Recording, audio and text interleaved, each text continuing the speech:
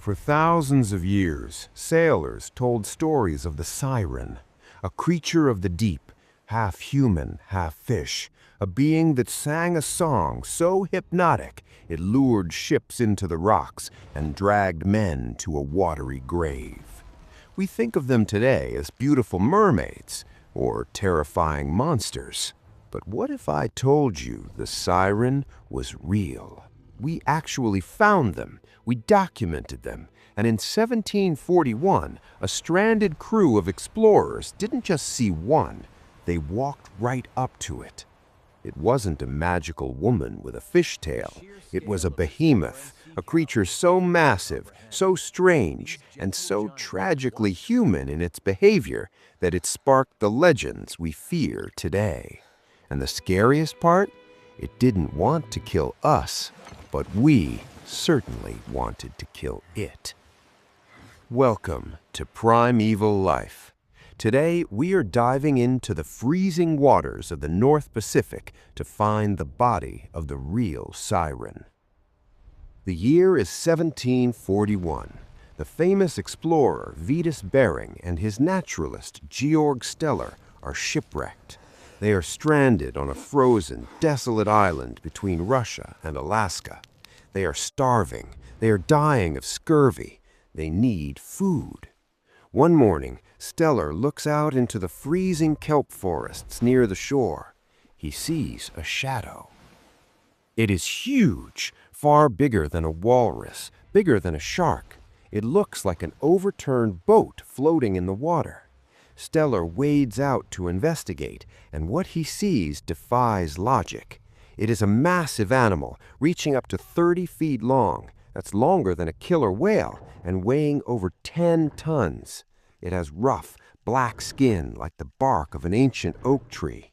No teeth, just massive white bony plates in its mouth used to crush kelp. Steller had just discovered the largest sirenian to ever exist. We know it today as Steller's sea cow. But here's the twist. Why did ancient sailors, and maybe even your ancestors, mistake this giant blubbery beast for a human woman? When Christopher Columbus sailed the ocean, he wrote in his diary that he saw 3 mermaids, but he noted with some disappointment that they were not as beautiful as they are painted. He was looking at manatees, the smaller tropical cousins of the giant Steller's sea cow. But why the confusion? Why connect a 10-ton sea monster to a human woman? It comes down to anatomy and the uncanny valley. Unlike fish, Steller's sea cows had mammary glands located under their flippers, almost exactly where human breasts are. When they surfaced to breathe, they would rise vertically out of the water, just like a person treading water. And the most haunting detail? Mothers were seen cradling their young in their flippers, holding them close to their chest, bobbing above the waves. Imagine you were a sailor. You haven't seen land or a woman in 6 months. It's foggy, and through the mist, you see a pale figure rising from the water, holding a baby against its chest. You don't see a monster. You see a siren. There is even a controversial theory called the aquatic ape hypothesis, which suggests early humans spent a lot of time in water, losing their fur and gaining blubber. While most scientists reject it, looking at the sea cow makes you wonder, did we see a reflection of ourselves in them? But the legend of the siren usually ends with sailors dying. In reality, the story of the sea cow ends with them dying. Steller's sea cows had one fatal flaw. They weren't monsters, they were lovers. Georg Steller wrote that these animals were incredibly loyal. They were monogamous. If a female was hurt on the shore, the male would stay by her side, refusing to leave, even as the sailors approached with spears.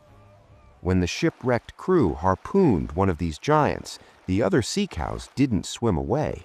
They swarmed the boat, not to attack, but to help. They tried to bite the ropes. They tried to rock the boat to dislodge the harpoon. They frantically tried to save their dying family member. This loyalty was their death sentence. The sailors realized that by wounding one, they could lure in the whole herd. It was a massacre. The meat of a single sea cow could feed the crew for a month. The fat tasted like almond oil. When Steller was rescued, news of this free meat spread. Hunters rushed to the North Pacific. In 1741, the Steller sea cow was discovered. By 1768, just 27 years later, the last one was killed. The siren was real, but it wasn't a mermaid singing on a rock. It was a gentle giant, a relic of the Ice Age that survived for millions of years, only to be wiped out in a single human generation. We searched the oceans for monsters to fight, but in the end, the only monster in the water was us. What mythical creature do you think was based on a real animal? The dragon? The Yeti? Let me know in the comments below. If you enjoyed this journey into the lost world, make sure to hit that subscribe button. The past is terrifying, but we're just getting started. I'll see you in the next one.